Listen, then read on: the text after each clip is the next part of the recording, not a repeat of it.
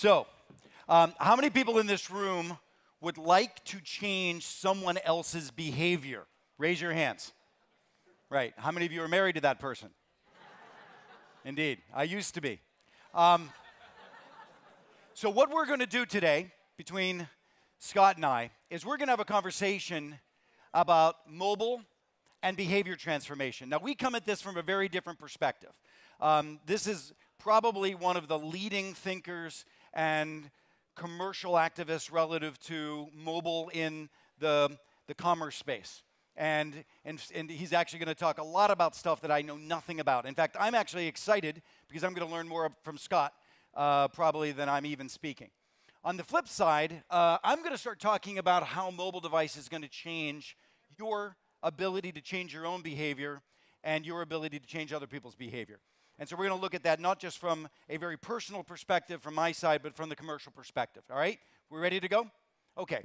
I think probably the first thing that I should do is tell you a little bit about the methodology and what we do as an organization. We are a research institute of human behavior change.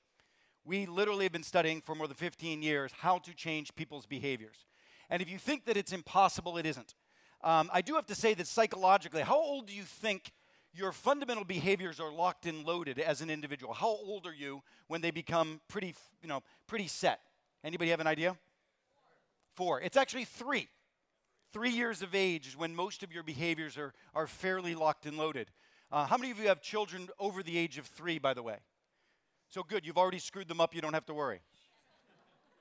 But as a result of it being so locked and loaded at such an early age, what I can tell you is that changing human behavior is difficult. And what I want to walk you through are 4 really simple rules in changing human behavior. And as we have just launched a brand new company, a venture-backed company, that we are focused on how does the mobile device fundamentally influence and enable human behavior change. As I go through what we know to be true, 4 fundamental laws of behavior change, I'm going to try to relate those to mobile in less than 5 or 6 minutes. And then we're going to sit down and have a dialogue about that, as well as how you apply mobile and how it's changing your behavior in the commercial space. Does that make sense? Good. So the first thing you have to recognize that what I'm talking about is not just from a corporate perspective. Yes, we apply human behavior change in large organizations, in teams, mostly large corporate teams, managing things like cultural transformation at General Motors or cultural transformation at eBay in order to achieve specific business results. That's what we do. I haven't seen you in a lot of the gym. How are you? But with that in mind, what I wanted to really focus on today is the very specific things that you can do, maybe even in your own personal life. We have 2 children. One of them is 16 now and the other one is 20. They came into our home at 12 and 15. They were foster children. If any of you is interested in the foster care system, talk to me offline. 80% of the U.S. prison population came from foster care. That's how broken a system it is. 80% of the U.S. prison population came from foster care. It's a horrible system. It's broken. All of our foundation work of our research institute goes to helping foster kids. But what I can tell you is that it is possible to change human behavior. This is our boy when he first came into our home, and this is our boy now. The orange looks like a prison jumpsuit is not too far from the truth. At the age of 11, he was arrested. And what I can tell you is the same 4 things we're about to talk about can be applied in your own home, can be applied to you, can be applied to your teams or your organizations. The first thing you have to know about human behavior change, and I'll relate it to mobile, is that at the end of the day, behavior change is tough. In fact, it's almost impossible. And given that it's almost impossible and it's tough, what you need to realize is that organizations don't change cultures. Only people change practices. Organizations don't change cultures. Only people change practices. So the great thing about mobile comes along is we used to think that behavior change was achieved through communications or training. And now all of a sudden, and what you would do is you would get people, you would talk to them, you would give them the knowledge and hope that they would then go out and apply that knowledge, right? And we all know that it didn't work particularly well, particularly in some of the more difficult behavioral issues. But what if you could follow that person out of the training? What if you could follow that person on a daily basis in a medium that they're immersed in already, day by day by day? Now, the consumer world has gotten this. Why do you see the proliferation of applications in wellness, in fitness, in mindfulness, in diet. Every day, what can you do differently? And that's how you change behavior. You only change behavior by identifying the narrowest set of practices to be able to change in order to get results. Is this making sense to people? So now all of a sudden, we're walking around with a device that literally on a daily basis can give us small things to do incrementally to get better. Now that, by the way, doesn't even assure that it's going to work. But now all of a sudden, there is a medium that didn't exist in the past. And by the way, and the reason we started this new company is there is no platform in the corporate world for the distribution of daily practice-based changing. Nothing that exists. It's redefining performance reviews, it's redefining training, it's redefining all of those things. Now, the second thing you have to recognize, and this is the thing I'm challenged with, and I'm looking for advice from Scott, which is in order to change another person's behavior, the core characteristic that has to exist is empathy, emotion, connection. We actually measure it in our organization. We call it porosity. How porous, how spongy are you to change? One of the biggest challenges in large organizations is that there isn't much porosity that exists in people's willingness and ability to change. And instead, for me with my son, for instance, the day that I knew I made a breakthrough with my boy was the day I walked home. I had a really crappy day at work. I lied down on the floor in his bedroom. He was playing the video games, and I said, Daniel, I screwed up.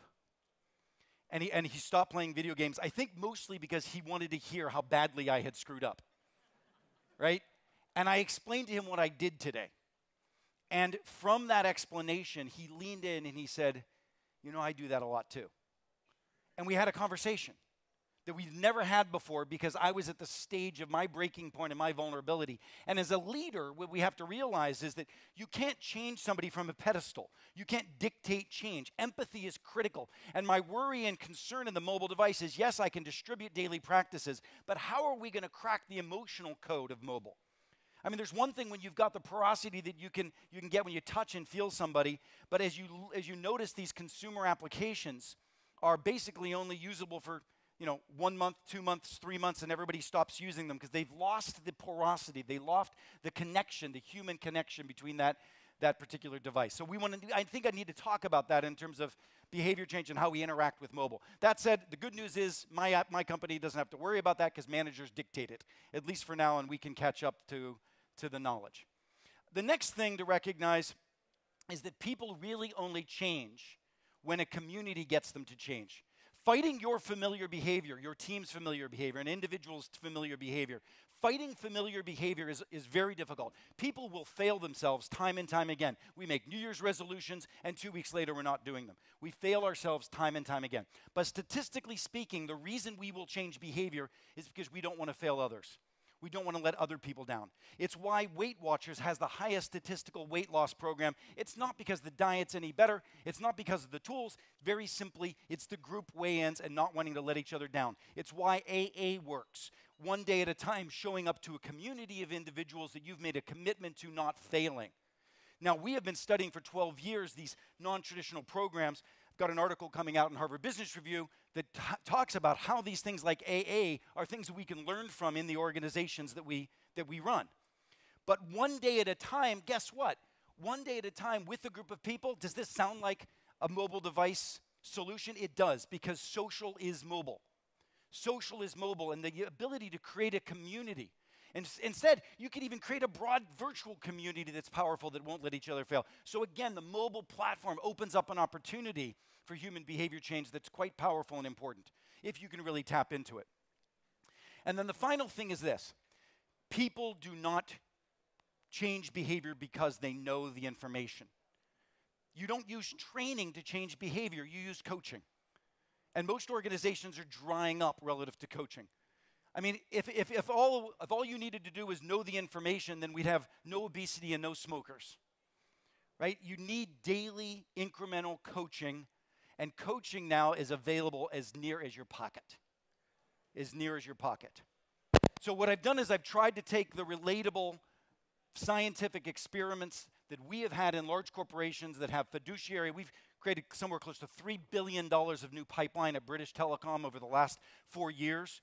Using this coaching methodology around key strategic accounts, made massive market share shifts at General Motors, et cetera. This works, but now there's a scalable device in our pocket that can make a fundamental difference. And we're very excited about that. But I'm more excited to hear how one of the individuals who has created a medium with KeepDuck. I mean, I can't wait to hear about Keep and what it's done in the commerce area and fashion. So maybe we can start just by you telling me why I'm full of crap, and then we can go on from there.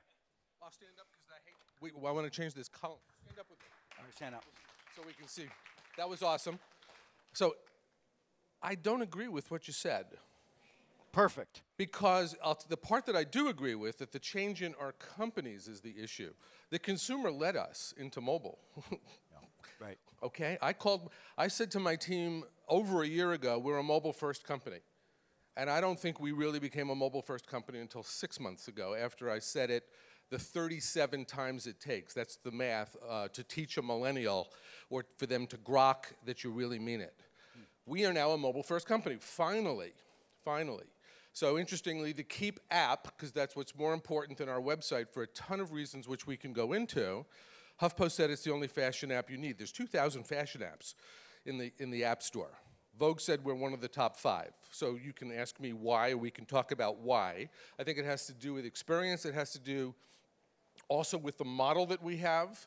But most interesting to me is that the app blows away our website. Our website's great, but the app blows it away for actions per session by about 3x.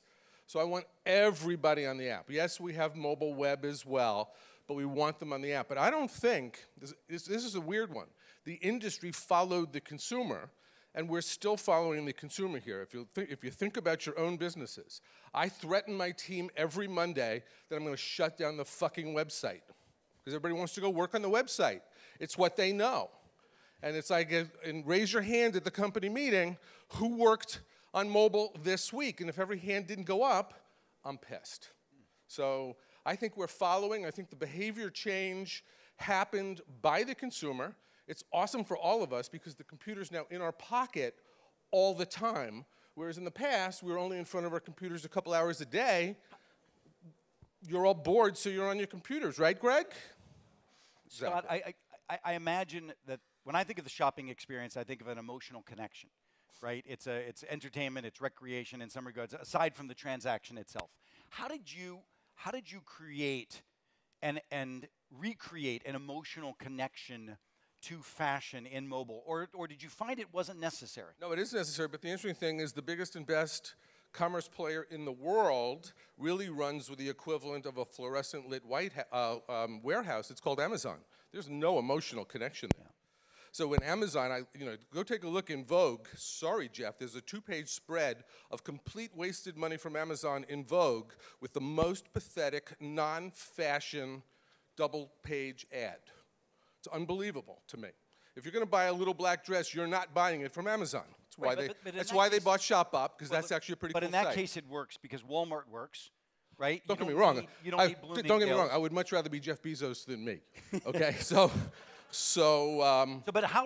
what are the elements? As these folks think about how to use mobile in their organizations, their lives, their charities, et cetera, what are some of the rules around emotional connectivity that you've thought about, that you've followed? I'm still learning those. We're a relatively new venture. We've been around for there's no 4 or 5 question. months. It's the social stuff, which Jim funded 10 years ago at Facebook. That's the initial connection. So it's products. It's products I like. It's products my friends like. It's products that are trending. So it's a combination of community and algorithms that creates an emotional connection for the individual, who they follow, what they like, and that kind of stuff. But the reality is, and it's more emotional than you get at a real store, at the old stores. You get some there. You get someone at Saks who's going to say, I think you want this and this and this, and they help you into the dressing room. And our job is to translate the real-world experience from 100 years into the one in our pocket. But it doesn't have to be emotional. I don't think anyone has ever had a good time at Amazon.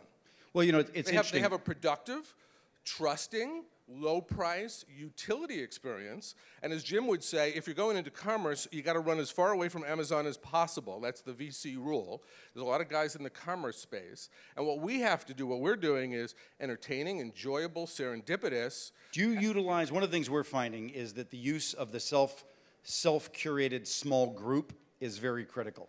So if you take a look at the broadness of a Facebook, for instance, I guess what I'm thinking about is something, although, you know, like the more intimacy of that small group of individuals that really have your back.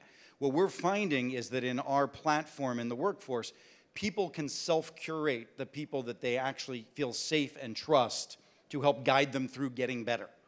And does that happen in the commerce world at all yet? Have you seen that? I think if we do it right, it does. And Facebook is a billion different groups. One of the brilliant things of Facebook is that it didn't try to have you connect with everyone. So Twitter is the broadcast system and Facebook is the system for your friends.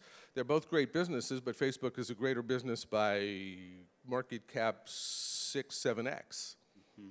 You know, the other thing that we're finding is the use of competition, but healthy competition. We're trying to create a safe environment, so the idea of creating a fun way for people, like within an organization, people want to look good. And people want to be seen as not necessarily being better than, but being better than. And so what we are giving people is the ability to say, here are practices that I'm using that are the highest return practices for my job. Who would like to deal with those? Who would like to try those out? In a sense, what we're doing is we're creating a crowdsourced medium for training. I mean, think about training. It's a one-time thing the corporate HR department does, and then it ships it out to people. Imagine being able to not just distribute practices, but collect practices from key individuals in any small subsegment and then reuse and try those practices. It's very exciting. It's sort of like the Waze version of training and development. So I see it both as a two-way medium that's been very interesting. Well, you know what's interesting? Waze is a really good example. Google had to pay $1 billion for Waze because people forget the internet is an input-output system. And in commerce, until now, it's all been used for output. We have merchandisers in Bentonville or in Seattle. In our system, we have people collecting from 50,000 different stores, which is what makes us, one of the things that makes us interesting. So we have input from the crowd and output back to the crowd. Google Maps, awesome product, all output. Waze is input-output. So I think it's one of the things that people, and especially with mobile, so Waze couldn't exist, or Google Maps, partially because Google started and still is mostly in their mindset a desktop company. You wouldn't think of input on Google Maps until it's in your pocket and you go, there's a cop on the corner. You just made me think about something. We didn't think we would be a web-based app. We thought we'd be all mobile all the time. And what we found very quickly, in fact, one of the things we've done is we've given away our platform to universities who now use our platform to coach their students through life skills. Like, they've created practice-based courses to help kids get internships. And we find that if they're using this, they get about a 30% lift in getting internships. The students, you would think this wouldn't be true, but the students came back to us early on and said, can I have a laptop-based medium as well? I just don't want to, I don't want to engage only in that. But so this, you know, my question is, like, for a long time, we were talking about brick and click, right? But now are we talking about the mobile and the laptop? I don't know. I'm just saying what our consumers are telling us. So we're going to finish in just a few seconds, I think. But Instagram, I hate to not promote my own company, but Instagram, I think, sold to Facebook. They didn't have a web experience at all. It was just you could go download it. Then Mark or somebody said, no, you guys have to have a web experience. So if you look at the Instagram web experience, it is intentionally worse than the mobile experience, right? You get 3 or 4 likes or whatever Instagram calls them. They don't show you the other ones. You have to go to the app. Brilliant, because the app is better. The app is with you all the time. They don't want you to move to the web experience. I think everyone here and this building, we can't help ourselves. We've been in the business too long. We think web first. We have to stop that. Mobile is a better platform. As I said before, we get 3x the experience on mobile. It's like a zillion times smaller than the web, but we get more shares, more keeps, more purchasing, hits of the buy button than we do on the web, because it's there, it's intimate, and that's where we... And I think, look, that's the big difference. You are walking around with a very intimate object that you are building a deep, trusting relationship with, and you lean in to that medium every single day, thousands of times. And now the question is, what does that unleash? And more importantly for us, what does that unleash in terms of potential for really changing and bettering behavior? With that in mind, if there's anybody out here who has been struggling and having fun with this in the consumer world, I'd love to engage with you. We're learning things in the B2B world. We have it easier. We're a SaaS platform. We're a mandatory platform as a part of development. We're a mandatory platform as part of performance reviews. We're a mandatory platform. And I get money easily, and it's sustainable for a long period of time in SaaS. You guys that are struggling with these fitness apps and daily apps, et cetera, that must be hell. So I'd love to share. I'd love to learn. If anybody would like to talk about this stuff with me, I'm available. And Scott, I can't wait to share more with you just in the stuff you're doing in fashion. And thank you all very much. Thank you. Thanks, everybody. Oh.